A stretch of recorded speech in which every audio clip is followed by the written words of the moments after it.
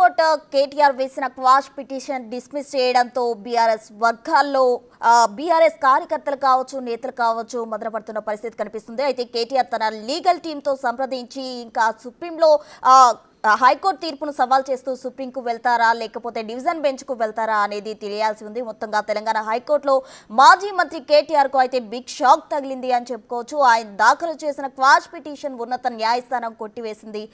ACB వాదనలు పరిగణలోకి తీసుకుంది న్యాయస్థానం. మాజీ మంత్రి కేటీఆర్కు చుక్కెదురైందని చెప్పుకోవచ్చు. కేటీఆర్ దాఖలు చేసిన క్వాష్ పిటిషన్ ఉన్నత న్యాయస్థానం కొట్టేసింది.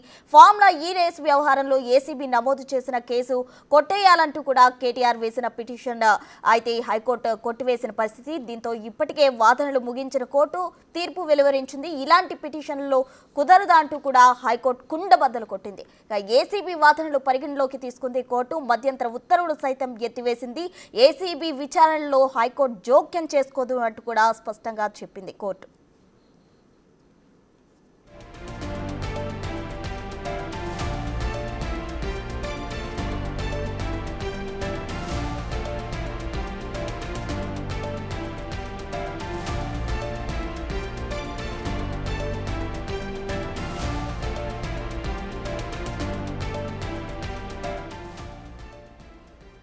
అయితే నాట్ టు అరెస్ట్ ఇవ్వాలని కేటీఆర్ తరపు న్యాయవాది కోరాడు. ఇలాంటి పిటిషన్లో కుదరదని హైకోర్టు తేల్చి చెప్పింది. దీంతో ఏసీబీతో పాటు ఈడీ ఎంక్వైరీలకు కేటీఆర్ మస్ట్గా అటెండ్ అవ్వాల్సి ఉంటుంది. ఇప్పటి నుంచి దర్యాప్తు సంస్థలు ఎప్పుడు ఎంక్వైరీకి పిలిచినా సరే కేటీఆర్ హాజరు కావాల్సి ఉంటుంది. ఇక ఇప్పటి నుంచి ఫార్ములా ఈ కార్ రేసుకు సంబంధించి ఏసీబీ ఈడీ దర్యాప్తులో దూకుడు పెరగనుంది. ఏ క్షణమైనా కేటీఆర్కు నోటీసులు ఇచ్చి ఎంక్వైరీకి పిలవనున్నారు. ఇవాల్టి వరకు ఎంక్వైరీలకు హాజరు కాకుండా హైకోర్టు తీర్పుపైనే కేటీఆర్ ఆధారపడ్డారు. తనకు ఫేవర్గా వస్తుంది అని చెప్పి కేటీఆర్ భావించారు. అయితే కోర్టులో కేటీఆర్కు చుక్కెదురు కావడంతో ఇప్పటి నుంచి సీన్ అంతా దర్యాప్తు సంస్థల చేతుల్లోకి వెళ్ళిపోయింది. ఇప్పుడు అసలు సినిమా ఉండనుంది. ఫార్ములా ఈ కార్ రేసుకు జరిగిన అవినీతిపై డొంకలాగనున్నారు ఏసీబీ ఈడీ అధికారులు.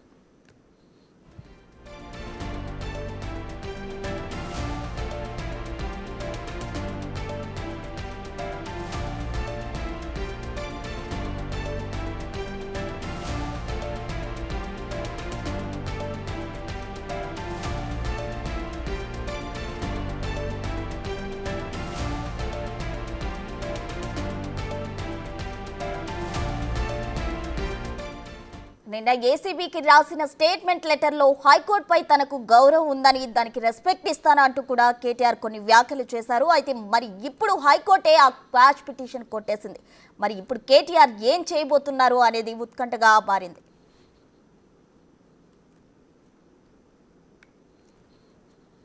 కేటీఆర్ క్వాష్ పిటిషన్ హైకోర్టు కొట్టేయడంతో ఫార్ములా ఈ రేస్ కేసు విచారణలో తెలంగాణ ఏసీబీ దూకుడు పెంచింది.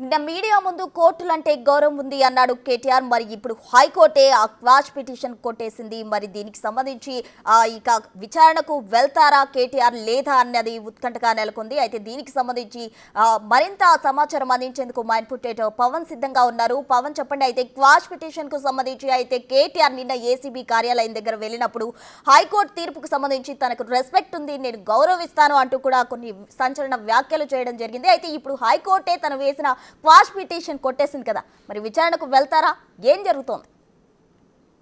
ఏసీబీ కార్యాలయం వద్ద హైడ్రామా కొనసాగింది. ఆ అనుమతి లేకుండానే న్యాయవాదులను తీసుకొని ఏసీబీ కార్యాలయానికి వచ్చారు. అక్కడి నుంచి న్యాయవాదులతోనే తాను విచారణకు హాజరవుతానంటూ అక్కడ కొంతసేపు గందరగోళ వాతావరణాన్ని సృష్టించారు.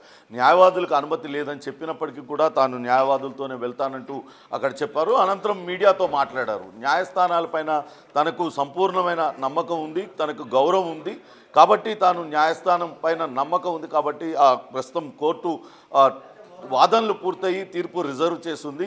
న్యాయస్థానం ఎటువంటి ఆదేశాలు ఇస్తుందో చూసిన తర్వాత తాను రియాక్ట్ అవుతాను, న్యాయస్థానం ఇచ్చిన ఆదేశాలను తాను పాటిస్తానంటూ ఆయన కొన్ని వ్యాఖ్యలు చేశారు. మనం కనుక చూసినట్లయితే నిన్న ఇది స్వయంగా తాను ఒక లేఖ అటు ఏసీబీ డిఎస్పీకి మాజిద్ ఖాన్ ఈ కేసు దర్యాప్తు అధికారికి ఒక లేఖ రాశారు.